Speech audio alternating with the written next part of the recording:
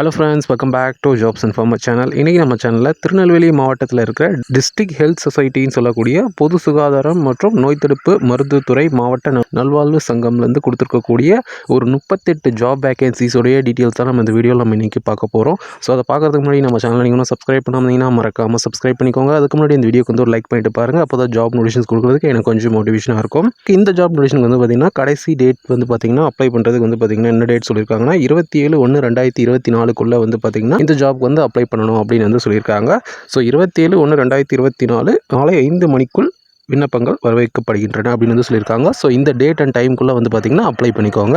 So இதில் first job notification என்னென்னு பார்த்தோன்னா டேட்டா என்ட்ரி ஆப்ரேட்டர் அப்படின்ற ஜாப் ரோலுக்கான வேகன்சி கொடுத்துருக்காங்க. இந்த லெஃப்ட் சைடில் நீங்கள் பார்த்தீங்கன்னா தெரியும், நேம் ஆஃப் த ஸ்கீம்னு சொல்லி பார்த்திங்கன்னா ஒரே மாதிரி ஜாப் டைட்டில்ஸ் பார்த்திங்கன்னா நிறைய கொடுத்துருக்காங்க. ஸோ ஸ்கீம் வேறு, பட் பார்த்திங்கன்னா சில ஜாப் ரோல்ஸ் பார்த்திங்கன்னா ஒரே மாதிரி இருக்கும். லைக் நான் இப்போ சொல்கிறேன் என்னென்ட்டு. இப்போ ஃபஸ்ட் ஜாப் நோட்டிஃபிகேஷன் பார்த்திங்கன்னா டேட்டா என்ட்ரி ஆப்ரேட்டர் சொல்லியிருக்காங்க. இதுக்கான வேகன்சிஸ் ஒரு வேகன்சி இருக்குது அப்படின்னு சொல்லியிருக்காங்க. இதுக்கு பார்த்திங்கன்னா கம்ப்யூட்டரில் பார்த்திங்கன்னா டிப்ளமோ அவர் பார்த்திங்கன்னா கிராஜுவேட் படிச்சிருக்கணும் அப்படின்னு சொல்லியிருக்காங்க. இதுக்கான சேலரி பார்த்தீங்கன்னா 13,500 சொல்லியிருக்காங்க.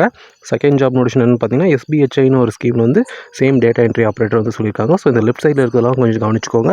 ஏன்னா சில ஜாப் ரோல்ஸ் எல்லாம் பார்த்தீங்கன்னா ஒரே மாதிரி வரும். ஸோ ஸ்கீம் மட்டும் நீங்கள் லெஃப்ட் சைடில் பார்த்துக்கோங்க. ஸோ வீடியோ லென்த்தாக போகக்கூடாதுன்றதுக்காக பார்த்தீங்கன்னா நான் ஷார்ட்டாக முடிக்கிறதுக்கு நான் ட்ரை பண்ணுறேன். அதனால ஸோ நீங்கள் பார்த்தீங்கன்னா சிலதெல்லாம் நீங்கள் பார்த்துக்கோங்க. சில job titles and salary details மட்டும் நான் சொல்கிறேன். ஸோ அது ஃபுல்லாக நீங்கள் கிளியராக பார்த்துக்கோங்க.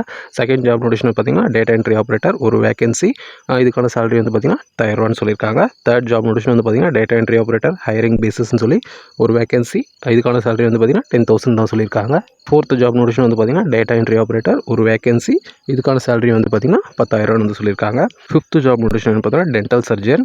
இதுக்கான வேகன்சிஸ் 4 வேகன்சிஸ். இதுக்கான சேலரி பார்த்தீங்கன்னா 34,000 சொல்லியிருக்காங்க. ஸோ இந்த எஜுகேஷனல் டீட்டெயில்ஸ் எல்லாம் கொஞ்சம் லென்த்தாக இருக்குது. ஸோ அதனால் நீங்கள் பார்த்தீங்கன்னா நோட் பண்ணிக்கோங்க. சிக்ஸ்த் ஜாப் நோட்டிஃபிகேஷன் பார்த்தீங்கன்னா டென்டல் அசிஸ்டன்ட் அப்படின்ற ஜாப் ரோலுக்கான வேகன்சி கொடுத்துருக்காங்க. இதுக்கான வேகன்சி டோட்டலாக 3 இருக்குது அப்படின்னு சொல்லியிருக்காங்க. இதுக்கான சேலரி 13,800 சொல்லியிருக்காங்க. செவன்த் ஜாப் நோட்டிஃபிகேஷன் பார்த்தீங்கன்னா ஆடியாலஜிஸ்ட் ஸ்பீச் தெரபிஸ்ட் அப்படின்ற ஜாப் ரோலுக்கான வேகன்சி ஒரு வேகன்சி இருக்குது அப்படின்னு சொல்லியிருக்காங்க. இதுக்கான சேலரி பார்த்தீங்கன்னா 23,000 அப்படின்னு சொல்லியிருக்காங்க.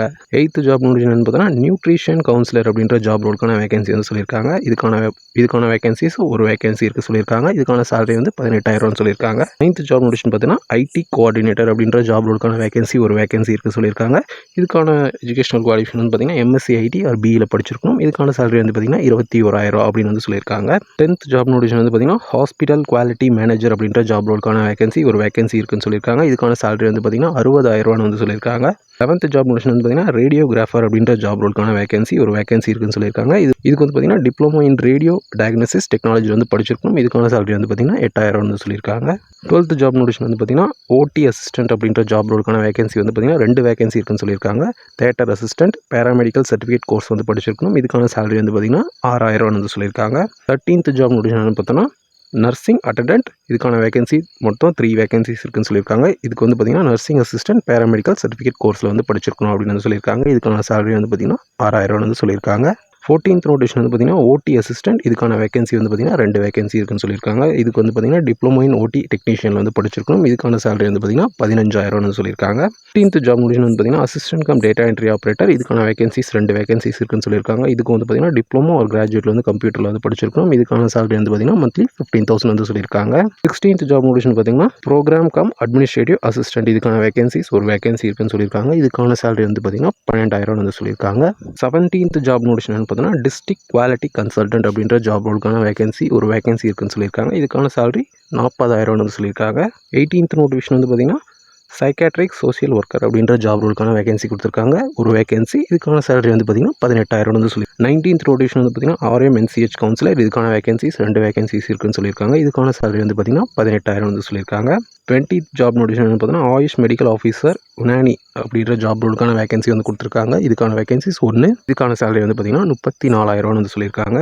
21th நோட்டிஃபிகேஷன் பார்த்தீங்கன்னா ஆயுஷ் மெடிக்கல் ஆஃபீஸர் ஹோமியோபதி அப்படின்ற ரோலுக்கான வேகன்சி கொடுத்துருக்காங்க. இதுக்கான வேகன்சி பார்த்தீங்கன்னா 1 இருக்குது அப்படின்னு சொல்லியிருக்காங்க. இதுக்கான சேலரி பார்த்தீங்கன்னா 34,000 அப்படின்னு சொல்லியிருக்காங்க. 22nd நோட்டிஃபிகேஷன் பார்த்தீங்கன்னா ஆயுஷ் மெடிக்கல் ஆஃபீஸர் சித்தா அப்படின்ற ரோலுக்கான வேகன்சிஸ் 2 வேகன்சிஸ் இதுக்கு சொல்லியிருக்காங்க. இதுக்கான சேலரி பார்த்தீங்கன்னா 40,000 சொல்லியிருக்காங்க. 23rd நோட்டிஃபிகேஷன் பார்த்தீங்கன்னா தெரப்பட்டிக் அசிஸ்டன்ட் ஃபீமேல் அப்படின்ற ரோலுக்கான வேகன்சிஸ் 2 வேகன்சி இருக்குது அப்படின்னு சொல்லியிருக்காங்க. இதுக்கான சேலரி பார்த்தீங்கன்னா 15,000 சொல்லியிருக்காங்க. 24th நோட்டிஃபிகேஷன் பார்த்தீங்கன்னா சித்தா டாக்டர் ஆர் கன்சல்டன்ட் அப்படின்ற ரோலுக்கான வேகன்சிஸ் ஒரு வேகன்சி. இதுக்கான சேலரி பார்த்தீங்கன்னா 40,000 சொல்லியிருக்காங்க. 25th நோட்டிஃபிகேஷன் வந்து பார்த்தீங்கன்னா டிஸ்பென்சர் அப்படின்ற ரோலுக்கான வேகன்சி. ஸோ ஒரு வேகன்சி. இதுக்கான சேலரி வந்து பார்த்தீங்கன்னா மாதம் 15,000 வந்து சொல்லியிருக்காங்க. ஸோ டோட்டலாக வந்து பார்த்தீங்கன்னா 38 வேகன்சிஸ் வந்து சொல்லியிருக்காங்க. 25 போஸ்டிங்ஸ், அதாவது 25 ரோலுக்கு 38 வேகன்சிஸ் இருக்குன்றது வந்து பார்த்தீங்கன்னா கிளியராக கொடுத்துருக்காங்க. ஸோ இது நீங்கள் வந்து பார்த்தீங்கன்னா கிளியராக ஃபுல்லாக பார்த்துக்கிட்டு உங்களுக்கு எது ஓகேவாக இருக்கோ நீங்கள் அதுக்கு வந்து நீங்கள் அப்ளை பண்ணிக்கலாம். ஸோ இதுக்கான ரூல்ஸ் அண்ட் ரெகுலேஷன்ற மாதிரி வந்து பார்த்தீங்கன்னா ஒரு 4 பாயிண்ட் கொடுத்துருக்காங்க. இதில் ஃபர்ஸ்ட் பாயிண்ட் என்னென்னு கொடுத்துருக்காங்கன்னு வந்து பார்த்தீங்கன்னா, இந்த பதவி முற்றிலும் தற்காலிகமானது அப்படின்னு வந்து சொல்லியிருக்காங்க. கிளியராக சொல்லியிருக்காங்க. ஸோ இது ஃபுல்லாக நோட் பண்ணிக்கோங்க. 4 பாயிண்ட் கொடுத்துருக்காங்க. ஸோ இது கிளியராக நீங்கள் பார்த்துக்கோங்க.